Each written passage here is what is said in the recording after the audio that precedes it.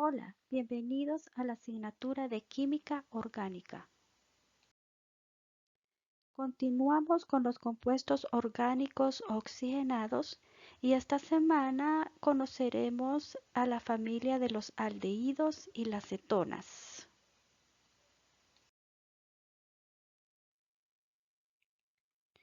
Al finalizar esta unidad, usted será capaz de reconocer diferentes compuestos orgánicos oxigenados, comprender acerca de la preparación, propiedades y reacciones de estos compuestos. Identificar la importancia de estos compuestos en medicina y en los campos afines. Dentro del contenido de la clase veremos la estructura y nomenclatura de los aldehídos y cetonas, las propiedades físicas, las propiedades químicas, métodos de obtención y algunos mecanismos de reacción.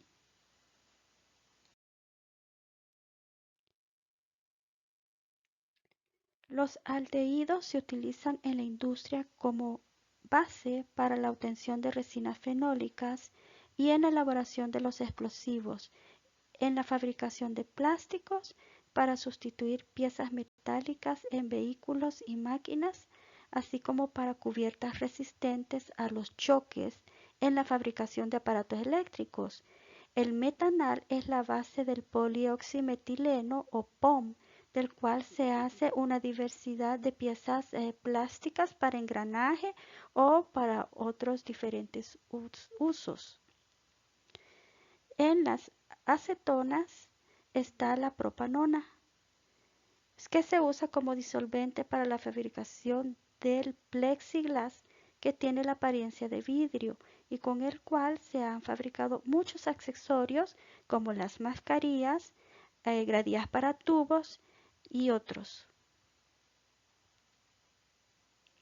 Muchos aldehídos y cetonas forman parte de los aromas naturales de las flores y de los frutos, por lo cual se emplean en la perfumería para elaborar aromas.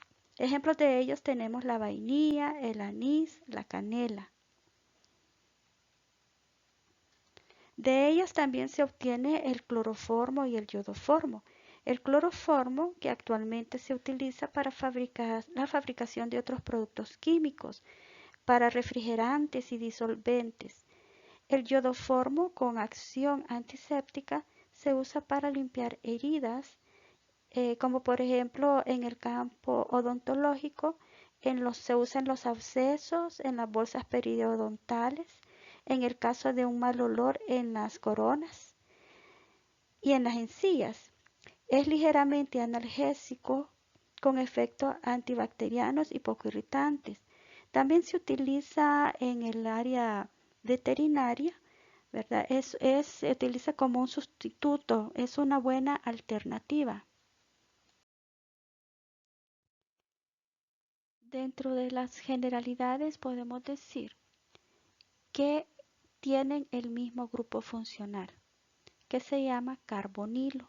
En los aldehídos, usted lo va a poder identificar con la palabra cho, como está acá. Y si ustedes ven, están en el extremo de las cadenas. Las cetonas en las formulaciones se reconocen por la palabra co y se encuentran por lo general, o así es, en medio de las cadenas.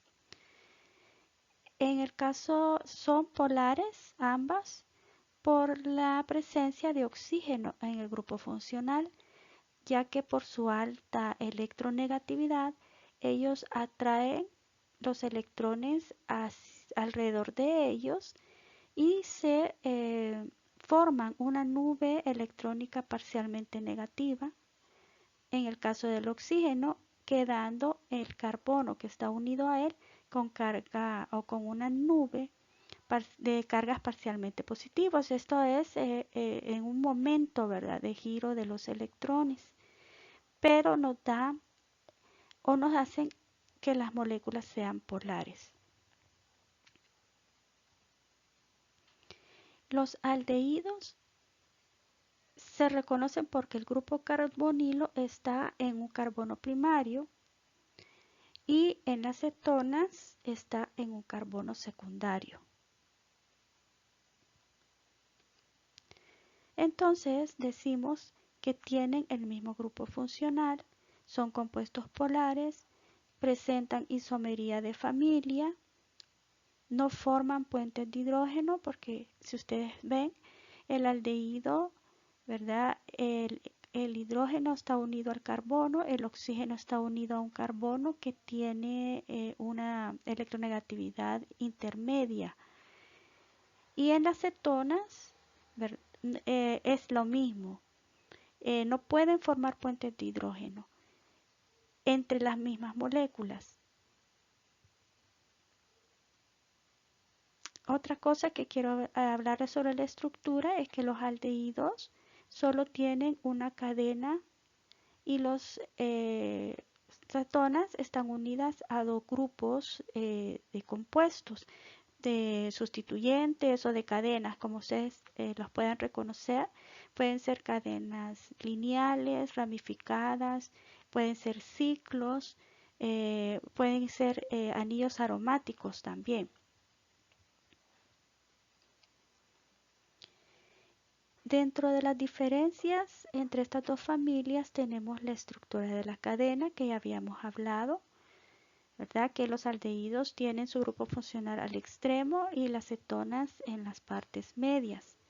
Para prepararlas también son diferentes, reaccionan de una manera diferente y sus propiedades físicas, cada uno tiene sus propias características. Por ejemplo, podemos nosotros comparar la propanona con el propanal que tienen el mismo peso molecular. Los aldehídos tienden a ser más densos. Vean ustedes el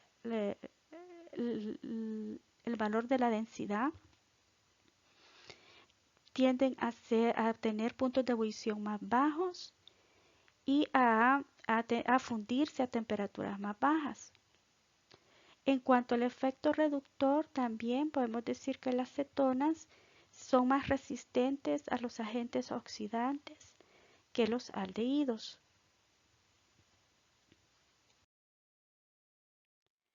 Ejemplos de aldehídos tenemos el formaldehído, el acetaldehído, benzaldehído, cinamaldehído, el cloral, el anisaldehído. Y ejemplos de cetonas tenemos la propanona, que comúnmente se llama acetona, que se utiliza como un solvente de pinturas, de acrílicos y de otros compuestos orgánicos. Tenemos la ciclohexanona como base para el ciclohexanol, la benzoquinonas, que son componentes de colores. Dentro de los fármacos tenemos la metadona, que es un psicofármaco y se usa como sedante y contra la tos. Actualmente se emplea como desintoxicador y en el mantenimiento de los farmacodependientes de opiáceos como la heroína. El ciclohexanol se usa en la fabricación de nylon, jabones, detergentes y pesticidas. Conozcamos algunos aldehídos y sus usos. Tenemos el formaldehído, que se utiliza como desinfectante, conservador de cosméticos, en el tratamiento de la madera, para que no se encoja, como un agente para embalsamar, ya que es el principio activo de la formalina que ustedes tienen ahorita un contacto continuo con ella, pues están estudiando anatomía y en la fabricación de detergentes y de resinas. El acetaldehído, que es el principio o fundamental del ácido acético en la industria de la fabricación de plateado de espejos, en los colorantes y cueros, en medicina como un agente hipnótico.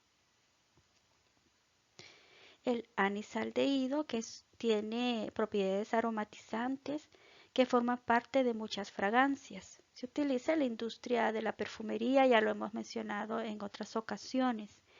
El benzaldehído, que se usa como saborizante, pues tiene olor y sabor a almendras, como intermedio en el proceso de perfumería, preparación de colorantes y de la anilina. El cinamaldehído, que es responsable del color y del olor característico de la canela, se utiliza en la industria panadera y alimenticia. El cloral, como base para insecticida como el DDT.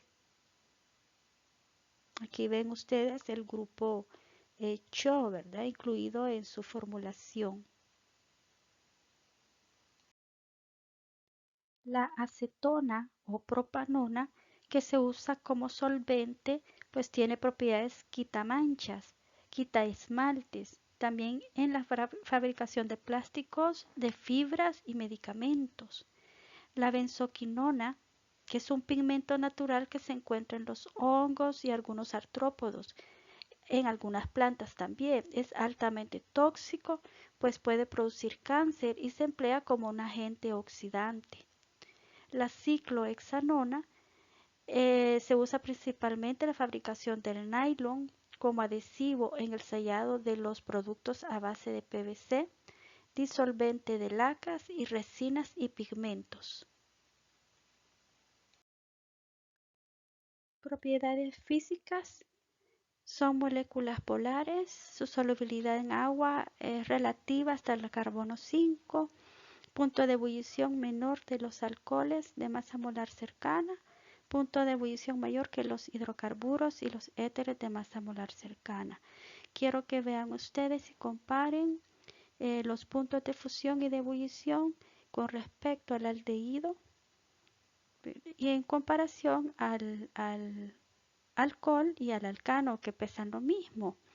Tenemos acá que el propianaldehído tiene puntos de fusión mayores que la del propanol y tiene un punto de fusión menor que la del propano. En cuanto al punto de ebullición, el propanaldehído ebulle a menores temperaturas que el alcohol y a mayores temperaturas que el propano. En cuanto al estado físico, de la familia de los aldehídos, el más pequeño es el metanal, es el único en estado gaseoso. En las cetonas no hay. En estado líquido son a partir del etanal, que tiene 2 carbonos, hasta el dodecanal en los aldehídos, y en las cetonas desde la propanona hasta la decanona. Son sólidos a partir de los compuestos que tienen 13 carbonos a más en los aldehídos y en las cetonas de 11 carbonos a más. La polarización de los grupos carbonilo crea atracciones dipolo-dipolo entre las mismas moléculas. Esto hace que tengan puntos de ebullición más altos que los hidrocarburos de masa molar similar. El oxígeno del carbonilo en los aldehídos y cetonas puede actuar como aceptor de enlaces por puentes de hidrógeno mediante los electrones no enlazantes. Esto también explica por qué son buenos disolventes para sustancias polares como los alcoholes y en agua.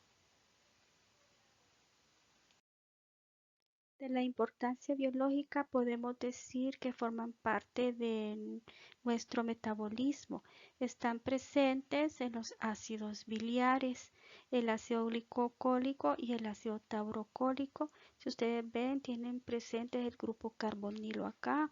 Estos son productos de una intervención enzimática del colesterol. Los ácidos biliares en conjunto ayudan a absorber la grasa de los alimentos. Sin la bilis, la digestión y la absorción de la grasa sería incompleta. Están presentes en los monosacáridos, que son las unidades más sencillas que tienen los carbohidratos y que son fuente de energía, ¿verdad? De ahí tomamos nosotros nuestra fuente de energía. Ustedes pueden ver acá el grupo carbonilo presente en ambas estructuras que vemos acá. Cuando se trata de monosacáridos, los aldehídos se reconocen como aldosas y las cetonas como cetosas. También forman parte de algunas hormonas, como el caso de la cortisona. Aquí podemos ver el grupo carbonilo, varios grupos carbonilos presentes en esta estructura.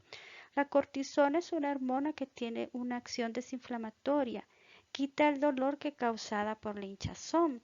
También regula procesos fisiológicos como la función de los riñones, balance electrolítico. Se usa en el tratamiento de reumatismo, de artritis también y cuando hay problemas de la piel. Tal es así que la industria farmacéutica ha sintetizado cortisona para aprovechar sus propiedades en diferentes cremas para dermatitis, por ejemplo, o en tabletas para quitar el dolor y la inflamación, como decía anteriormente, en tratamientos de artríticos. Están presentes también en las hormonas sexuales. Tenemos la progesterona, que es responsable de la inhibición de la liberación del óvulo en el ovario. Aquí tenemos el grupo carbonilo presente, ¿verdad?, en la estructura. La testosterona, que es la hormona responsable del pelo, el pelo facial, voz grave en el sexo masculino. Aquí tenemos el grupo carbonilo presente. También está las estrona. La estrona es responsable del ciclo de la ovulación. Aquí está el grupo carbonilo. Veamos acá presentes en muchas vitaminas, en la vitamina C, que ahorita está digamos, de moda debido a que fortalece las defensas.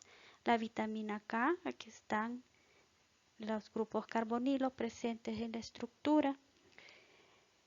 Forma parte de algunas feromonas de insectos, como en el caso de la 2-heptanona en las abejas, y también presente en algunos líquidos corporales, como es el olor el sudor, ¿verdad? El mal olor se debe a la presencia de butanodiona, ¿verdad? Que pueden ver los dos grupos carbonilos presentes en la estructura. En el uso industrial tenemos los saborizantes como la vainilla, el cinamaldehído que es la canela. Acá tenemos las imágenes. El benzaldehído tiene aroma a almendras y la canela, ¿verdad? Que ustedes ya conocen el aroma tan agradable que tiene. Se usa como solventes. Uno de los más comunes es la acetona, que ya lo habíamos mencionado anteriormente. Muchos de ellos se utilizan en el área de la perfumería, tales como el benzaldehído, el anís, la vainilla, ¿verdad? Que se ocupan como aceites esenciales. Y en los fármacos también, ¿verdad? Existen muchos compuestos con grupos cetónicos o con grupos carbonilo que se utilizan, por ejemplo, la fenilbutazona, que se usa como antipirético, o sea, contra la fiebre y contra el dolor, ¿verdad? Quita dolores que no son tan intensos, por eso lo clasifican como un analgésico suave. Con ella se pueden fabricar polímeros tipo vidrio plástico y también se usan como barniz para algunas resinas y para fabricar objetos translúcidos. Esto es el material que se ocupan también en aquellas tipo vitrinas transparentes que se colocan en los baños. Si ustedes ven, algunos baños de hoteles tienen a veces ese tipo de material porque es muy elegante. Entonces vean ustedes, aquí tenemos un ejemplo de la formación de polímeros, ¿verdad? Que van formando grandes cadenas. Veamos acá, son parte de los colorantes. Aquí tenemos tres colorantes como es el amarillo de alzarina, el RN violeta rojo, el anaranjado de Cuba, ¿verdad? Son ejemplos para que ustedes puedan observar la presencia de grupos carbonilos en cada una de estas estructuras. Forman parte de resinas como la baquelita. Por ejemplo, tenemos que se forma a partir del fenol y el formaldehído y van formando lo que es varios polifenoles hasta formar ya lo que es la propia baquelita. El polímero se usa para fabricar tintas, barnices, pegamentos de madera, entre otros. Entramos ya a lo que son las reacciones de los aldehídos y de las cetonas, ¿verdad? Que pueden ser reacciones de síntesis o de obtención. Entre ellas vamos a ver cuatro reacciones, la llamada oxidación de alcoholes y la ozonólisis de alquenos, como la hidrólisis de alquinos y la acilación de Friedel-Crafts. Dentro de las reacciones de diferenciación entre aldehídos y cetonas veremos cuatro tipos, la reacción de Schiff, la reacción de Fehling, de Tollens y la reacción del haloformo. Y terminamos con las reacciones de adición nucleofílica, que son de 5 tipos: la obtención de cianhidrinas, la obtención de diol geminal, la reacción de acetales, de aminoalcoholes y las salbisulfíticas.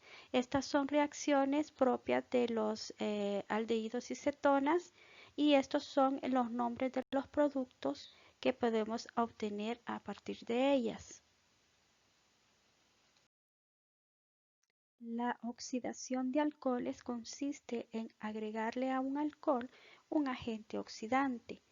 Recordemos que para los alcoholes primarios ellos se van a oxidar hasta aldehídos. Esta puede seguir continuando, por lo tanto se utilizan medios para poder separar y llevarlo hasta el nivel de aldehído. Tenemos para los alcoholes secundarios, ellos se oxidan hasta llegar a cetonas. Las cetonas no necesitan ser separadas del medio, pues son resistentes a la oxidación, o sea que sí se les puede llegar hasta la familia de las cetonas sin tener temor a que se sigan oxidando. Dentro de los agentes oxidantes más conocidos que utilizamos son el dicromato de sodio, el ácido crómico, el dicromato de potasio y el permanganato de potasio.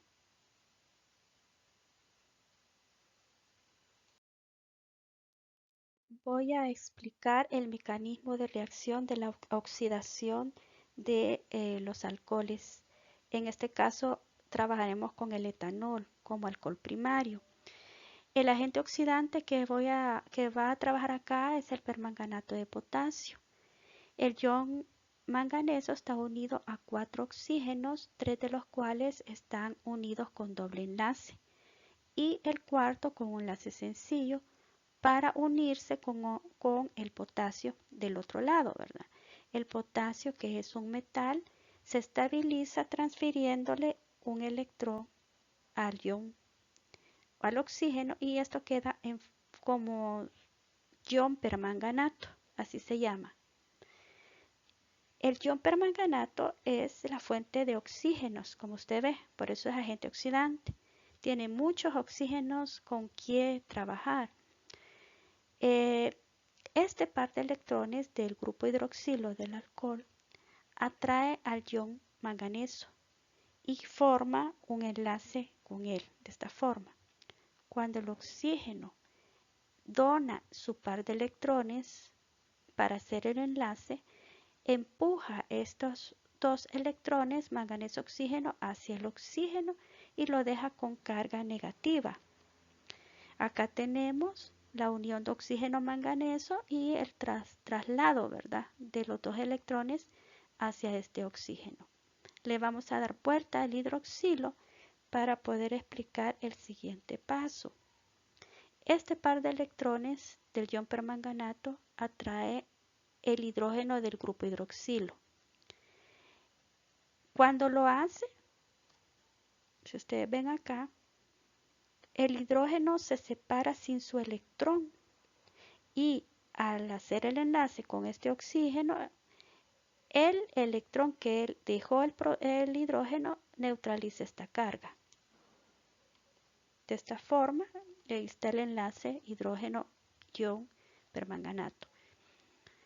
Luego, estos electrones acá necesitan una carga positiva para neutralizar la molécula y la toman de este protón. Lo atraen hacia él de esta forma y el protón se va sin su electrón, por supuesto, y así neutraliza la carga negativa de esta molécula, pero los dos electrones se quedan con este carbono acá. Así. Cuando lo hacen, el par de electrones del carbono tienen que formar un enlace pi con este oxígeno porque no pueden quedar volando.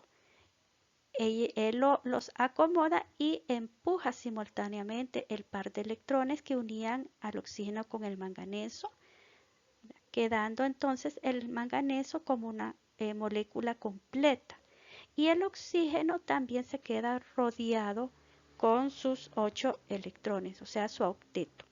Si ustedes ven, el ion permanganato ganó 2 hidrógenos y se transformó en el ácido tetraoxomangánico, mientras que el alcohol, ¿verdad? En el caso del oxígeno, se queda con sus 8 electrones, contémoslo 2, 4, 6 y 8 con este otro, quedó como una molécula completa y se transforma entonces en el grupo carbonilo,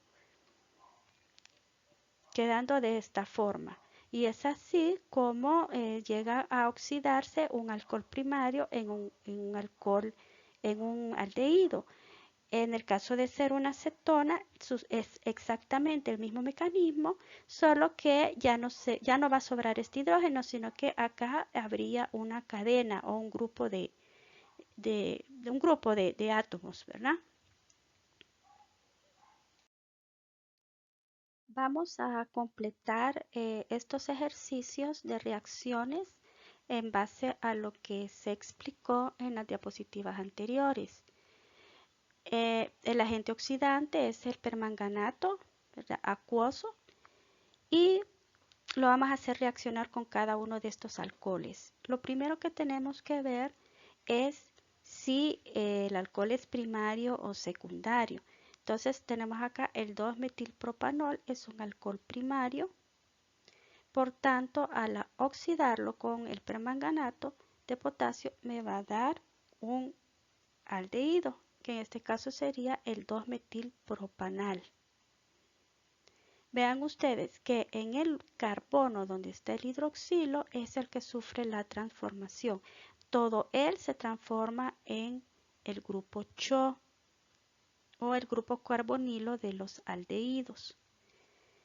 En este es el 2-propanol, es un alcohol secundario, por tanto al oxidarse se va a transformar en una cetona y ¿qué va a ser? La propanona o la dimetilcetona. Entonces vea usted que tenemos 3 carbonos, en el segundo carbono está el grupo OH, en el segundo carbono se transforma en CO. En palabras sencillas, tenemos acá un alcohol, pero es terciario, porque está unido a un carbono terciario, por tanto, al oxidarse no va a reaccionar, porque los alcoholes terciarios no se pueden oxidar, son muy estables. Y tenemos acá, en el caso de las estructuras cerradas o cíclicas, tenemos que analizar en qué carbono está el grupo hidroxilo. Este carbono es secundario, ¿verdad? Está unido a este carbono, está unido a este otro.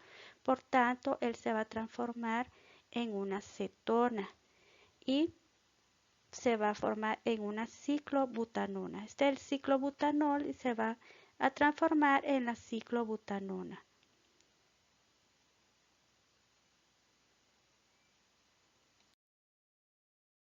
La ozonólisis de alquenos consiste en tratar un alqueno con ozono en ácido acético. Esos son los reactivos que realizan el fenómeno de lo que se llama ozonólisis.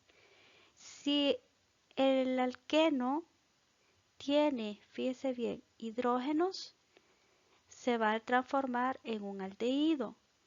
Pero si en el alqueno no hay hidrógenos, se va a transformar en una cetona. ¿Cómo es esto? Acá tenemos un alqueno. Si en los carbonos donde se están presentes los dos enlaces están unidos a grupos de átomos o a cadenas alifáticas, cuando se realice la ozonólisis, la molécula se va a romper y en el carbono donde está el doble enlace se va a adicionar un oxígeno y en el otro carbono otro oxígeno, así como está acá. Pero como en este caso, digamos, los carbonos donde estaba del alqueno tienen grupos o ramas o grupos de átomos, entonces se van a transformar en cetonas, si ustedes lo ven acá. Pero si en el caso de que el alqueno tenga un hidrógeno en la molécula, como dice aquí, el producto depende de la estructura del alqueno, depende de la presencia o ausencia de hidrógeno en el carbono del doble enlace. Se puede formar un aldehído si existe o una cetona si no existe, como en este caso no hay hidrógenos unidos a los carbonos donde está el doble enlace, entonces se forman dos cetonas para este caso. Pero si existiera hidrógeno, como acá, entonces se va a transformar en aldehído. Vea usted acá, en vez de la cadena está un hidrógeno, se transforma en aldehído. Si aquí hubiera otro hidrógeno, se forma en otro aldehído. Entonces, la ozonólisis consiste en el rompimiento del alqueno por su doble enlace. Y es ahí donde se adicionan o donde ganan oxígeno las moléculas. El alqueno se rompe en dos estructuras, o sea que al final me puede dar dos aldehídos, dos cetonas o mezcla un aldehído y una cetona. ¿Qué es lo que pasa en la reacción de la ozonólisis? El ozono es una molécula de 3 oxígenos. Dos están unidos por un doble enlace y uno por un enlace sencillo.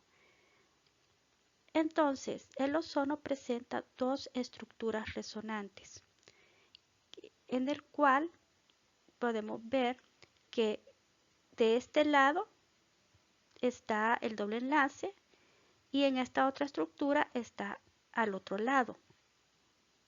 Entonces, se puede dar un juego electrónico acá. El par de electrones de este oxígeno puede formar el doble enlace y empujar este par de electrones al tercer oxígeno y viceversa, como estaba en la anterior. Entonces, este juego de movimiento electrónico genera una zona libre de movimiento electrónico. Acá tenemos el alqueno, que en este caso sería el buteno, y que se hace reaccionar con el ozono en medio ácido. Entonces, ¿qué es lo que pasa cuando el ozono se acerca específicamente al doble enlace de la molécula? Acá está el par de electrones que forma el doble enlace oxígeno-oxígeno sufre un movimiento, ¿verdad? Que también quiero que visualicen el movimiento de los electrones pi entre los dos carbonos. Entonces, estos dos electrones pasan a este oxígeno y este par de electrones hace un enlace con este carbono. Cuando lo hacen, empuja los electrones pi hacia el otro carbono, el cual hace un enlace con el tercer átomo de oxígeno del ozono, ¿verdad? Y quedan estos dos electrones en este átomo de oxígeno de en medio de la molécula. De esta forma. Aquí están los enlaces que se forman con los dos carbonos, ¿verdad? Ya hubo rompimiento del enlace pi carbono-carbono y se forma esta estructura que se llama ozónido primario o molosónido, se llama esa estructura. Entonces, el osónido entra a toda la molécula de esta forma y se transforma en osónido. Ya cuando los oxígenos se unen y pasan a la parte de abajo del plano del alqueno, se llama osónido. Entonces, ¿qué va a pasar acá ya con esta estructura? Empieza a lo que es el medio, ¿verdad? A hacer su trabajo. El ácido acético se disocia de esta forma, ¿verdad? Tiende a separar un protón de los hidrógenos y estos protones se acercan al osónido. Cuando lo hacen, generan otro movimiento electrónico. Fíjense bien, el par de electrones que formaba el enlace carbono-ozono pasan a este oxígeno y los electrones de este oxígeno pasan a formar un enlace carbono-oxígeno y empujan este par de electrones hacia este oxígeno, lo que hace que los electrones que formaban el enlace oxígeno-oxígeno de la estructura del osónido, ¿verdad?, se rompan y se unan a este otro oxígeno. De esta forma, acá, ¿ve? Se logra la separación, sea de que los átomos de hidrógeno producidos por el medio ácido, ¿verdad?, absorben o ganan el hidrógeno para formar una molécula de agua. Se separan, ¿verdad?, la separación de estos dos oxígenos por medio de este par de electrones y la separación que hubo acá de un enlace que había acá y pasaron acá estos par de electrones, separaron a este carbono de la molécula. Aquí es donde se logra la separación del alqueno. Hagamos las uniones acá, ¿verdad? Este par de electrones no enlazantes atrae este hidrógeno, este otro par a este otro hidrógeno y se forma la molécula de agua. Se forma el doble enlace acá y este par de electrones, ¿verdad?, que sobra va a formar un enlace pi, porque ustedes ven acá que este carbono está unido por tres enlaces. Entonces, este par de electrones que sobra va a formar el segundo o el cuarto enlace para el átomo de carbono y lograr la tetravalencia. Entonces, acá se forman dos aldehídos, ¿verdad? Está, dos etanales. Ya se formaron los dos aldehídos. Veamos acá, aquí está el doble enlace y se forman los carbonilos en la estructura.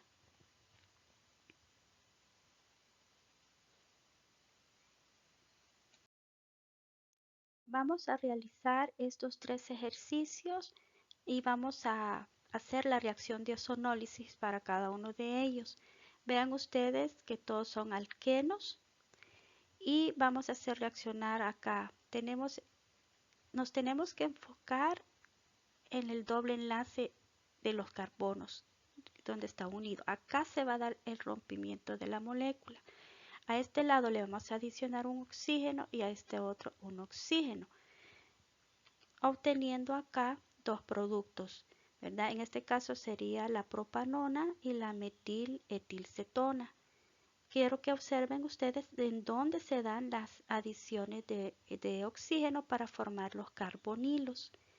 En esta otra estructura tenemos que hay presencia de hidrógeno.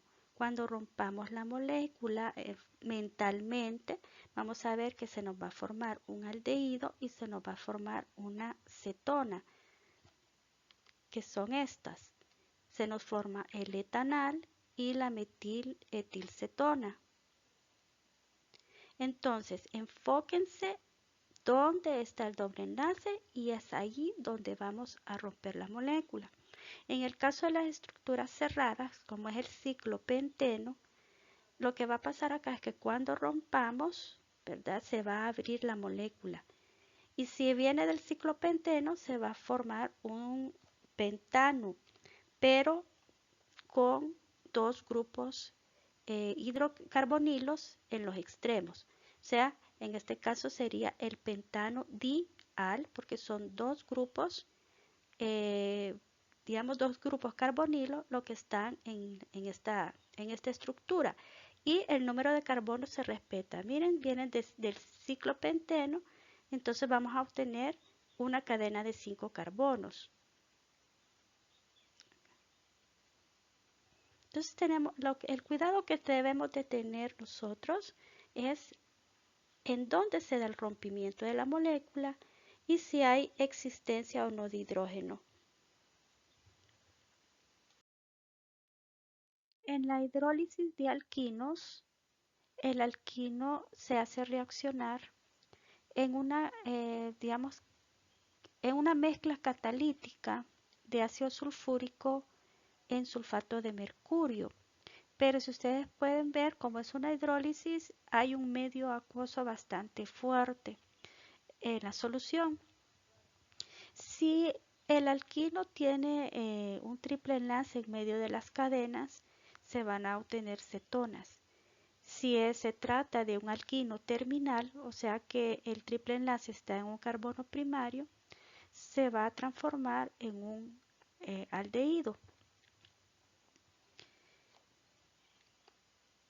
Esta hidrólisis en alquinos terminales es la única reacción que produce aldehídos. Veamos el mecanismo de reacción y vamos a trabajar con el 2-butino. Cuando el catalizador, la parte del catalizador que actúa es el ion mercurio, ¿verdad? El ion mercurio necesita transferir, como es un metal, necesita transferir 2 electrones y se los transfiere al carbono. Cuando lo hace, empuja un par de electrones pi de un enlace pi hacia el otro carbono vecino con el que ha formado el triple enlace. Y se forma este triángulo. Es como que el mercurio hubiera transferido un electrón para este lado y otro electrón para este lado. La cosa es que se forma una especie de triángulo entre los dos carbonos y el mercurio.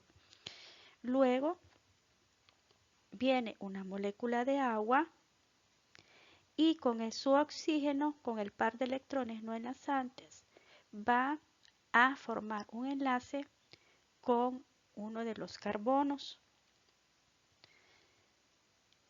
En este lado, ¿verdad? La molécula de agua, cuando el carbono va a ser oxidado, siempre busca el carbono que tiene menos hidrógenos a su lado. Cuando este carbono ha transferido estos electrones para acá, para este otro, queda como un carbocatión con carga positiva debido a que donó un par de electrones, es su electrón para hacer el enlace mercurio-carbono, el segundo. Entonces, esto, ¿verdad? Es un campo de atracción para los electrones del oxígeno. Entonces, él va a donar este par de electrones y va a formar un enlace. Este enlace va a empujar nuevamente los electrones hacia el mercurio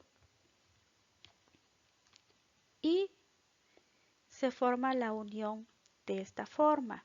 Entonces la carga positiva que antes estaba en el carbono pasa al oxígeno. Para poder eliminar esta carga, el oxígeno tiene que separar un protón sin su electrón y se lo traslada a otra molécula de agua para formar un ion hidronio. Este par de electrones vuelve al oxígeno y se neutraliza el átomo. Entonces aquí tenemos la molécula del protón, se va con otra molécula de agua, se forma lo que se conoce como un ion hidronio o una molécula de agua ácida. Entonces veamos acá que se forma un producto intermedio que se conoce como enol. En algunas químicas lo colocan como enol porque lleva un doble enlace y lleva un grupo hidroxilo, pero esto es una estructura muy inestable que rapidito, ¿verdad? Se procede a la transformación. Otra molécula de agua, entonces, lo que va a hacer es atraer un protón del grupo hidroxilo que se forma acá. Este par de electrones hace un doble enlace con este carbono y empuja este otro par de electrones del segundo enlace pi hacia el carbono vecino que está unido al átomo de mercurio. Al hacerlo se forma el grupo carbonilo en la estructura y este par de electrones cargan negativamente al átomo de carbono, se transforma en un carboanión que atrae, ¿verdad?, a un protón de otra molécula de agua y forma el enlace carbono-hidrógeno. Hay una hidrogenación allí, aquí está. Y luego o simultáneamente los átomos hidroxilo del medio van digamos, a ser atraídos al mercurio, van a atraer al mercurio para formar lo que es una base de mercurio, ¿verdad? Un hidróxido de mercurio. El mercurio, como necesita transferir esos electrones, se los deja al carbono. Lo deja nuevamente como un carboanión, el cual está disponible para que otra molécula de agua done o le transfiera su protón y pueda hidrogenarlo también. Entonces se forman acá los dos enlaces.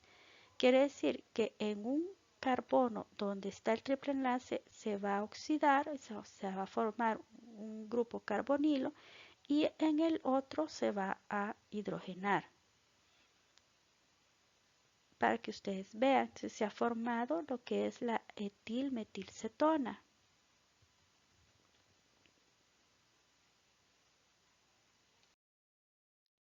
Vamos a hacer estos tres ejercicios aplicando la reacción de hidrólisis de alquinos. Siempre con una mezcla de sulfato de mercurio en ácido sulfúrico. Recuérdense que cuando se trata de un alquino que no es terminal, vamos a obtener una cetona. Ahora, ¿a dónde vamos a transformar el carbono en carbonilo? Cuando nosotros vemos el oxígeno va a buscar el carbono que tiene menos grupos adicionados a él. Para este caso, él buscaría a este carbono y el hidrógeno buscaría al carbono que tiene grupos o mayor cantidad de grupos, como en este caso. Entonces, aquí obtendríamos lo que es la metilpropilcetona. Este método de hidrólisis es muy bueno para obtener metilcetonas, si ustedes lo ven. Veamos en este caso, tenemos este carbono, tiene un grupo etilo de este lado y tiene otro grupo etilo de este. Entonces no importa en cuál de los dos carbonos, al final siempre me va a dar el mismo producto. Para este caso, yo he colocado en este carbono el oxígeno para tener el grupo etil de este lado y el grupo propil del otro lado. Este es el que se va a hidrogenar. Si yo lo pongo, supónganse que yo escojo este, ¿verdad? Siempre me va a quedar un etil y de este lado siempre me va a quedar un propil, cetona, me va a quedar el mismo producto porque es simétrico el alquino. Para un ciclohexino, la molécula no se va a romper porque no hay rompimiento de molécula, sino que acá en uno de los carbonos adicionamos el oxígeno y al otro lo hidrogenamos. Como es una estructura cerrada y la hidrólisis no causa un rompimiento de la molécula, No importa a dónde coloquemos nosotros los hidrógenos, siempre va a estar en lo correcto debido a que la estructura está cerrada. Y siempre daría lo mismo que yo lo colocara el oxígeno en este otro carbono y los hidrógenos acá. Esta es la forma de poder completar las reacciones, ¿verdad? Conociendo qué es lo que pasó en el mecanismo de reacción, y se nos facilita mucho desarrollarlas ya en ecuaciones químicas planteadas. La acilación de Friedel-Crafts, que es un proceso para obtener cetonas aromáticas, por supuesto, por medio de la acilación del benceno. Esto siempre se va a hacer en presencia de un catalizador o una sal de aluminio para que se pueda dar la reacción. El mecanismo de reacción es por medio de la sustitución aromática electrofílica que habíamos explicado en el tema de los hidrocarburos aromáticos. Vamos a trabajar aquí con el cloruro de etanoilo, es un halogenuro de acilo, en presencia del tricloruro de aluminio, que es el que actúa como catalizador. El aluminio está unido a 3 átomos de cloro. Es una rica fuente de electrones, por lo que es atraído, como él es un metal, es atraído por el halógeno, ya que él está unido por otro no metal. Entonces él tiene más como simpatía, digámosle, o afinidad química con el aluminio, y se va con él, dejando digamos, al carbono como carbocatión, ya que él se lleva sus electrones y deja al aluminio con exceso de electrones. En esta forma es como se transforma en lo que es un agente electrofílico, ¿verdad? Que anda buscando fuentes de electrones y la va a hallar en el anillo aromático. Ok, vamos a comenzar con sustituyendo uno de los hidrógenos. Cualquiera de ellos puede ser sustituido, ya que no hay, en este anillo no hay sustituyentes, ¿verdad? Ok, vemos acá el agente electrofílico con su carga positiva es atraída por el par de electrones resonantes del anillo aromático y forma un enlace. Entonces, y se da en el carbono donde se va a realizar la sustitución de este hidrógeno. Al unirse, este par de electrones deja deficientes de cargas o de electrones al carbono vecino, por lo que lo transforma en un carbocatión. Entonces se empieza a dar el movimiento de resonancia que ya habíamos explicado en los temas de los hidrocarburos aromáticos. Estos dos electrones pi van a pasar a este para compensar la carga de este carbono, y este va a pasar a este para compensar la carga de este otro carbono. Vamos a detallarlo acá. Este par de electrones pasa a este lado para poder equilibrar o neutralizar la carga positiva de este carbono, pero esta pasa al siguiente, ¿verdad? Acá. Y esta carga es compensada por este par de electrones pi. Y al hacerlo, la carga positiva pasa a este otro carbono de esta forma, ¿verdad? Ya lo habíamos explicado en las clases anteriores. Luego, al llegar esta carga positiva a este carbón, este par de electrones se va a movilizar y va a formar un enlace pi en estos dos carbonos, neutralizando la carga. El protón o este hidrógeno es, digamos, eliminado o, sí, o suelto, lo soltaron con, sin su electrón, por lo que va como en forma de protón. Acá está el protón del hidrógeno y ya pasó lo que es la acilación del anillo aromático. Y entonces se forma, si ustedes pueden, una metilfenilcetona. ¿Qué pasa con el hidrógeno? Ahí están los tres enlaces, se vuelven a formar, no se rompe el anillo, es muy estable. Entonces, el hidrógeno busca al catalizador y como tiene cargas negativas de más, ¿no?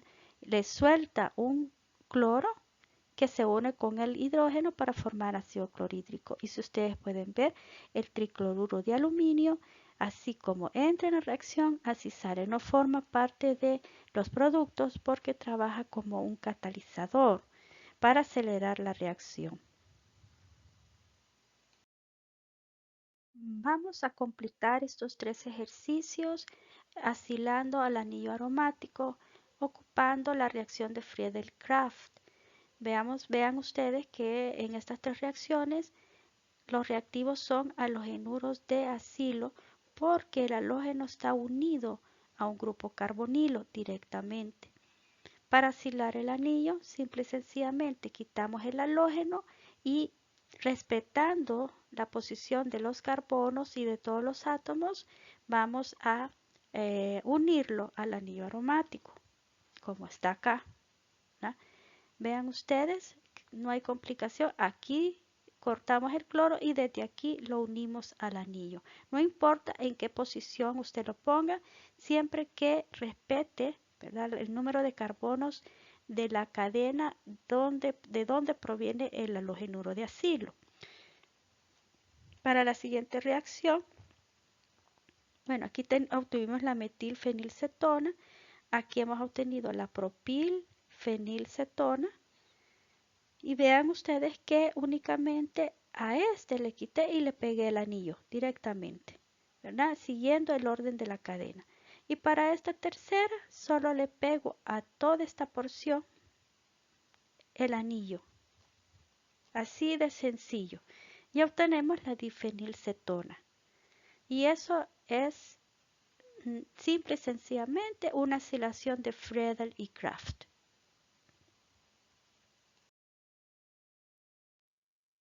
Hemos terminado la primera parte que corresponde al tema de los aldehídos y cetonas. Si hasta aquí tienes alguna consulta o tienes algún comentario que hacer, házmelo llegar a mi correo institucional o por medio de tu aula virtual.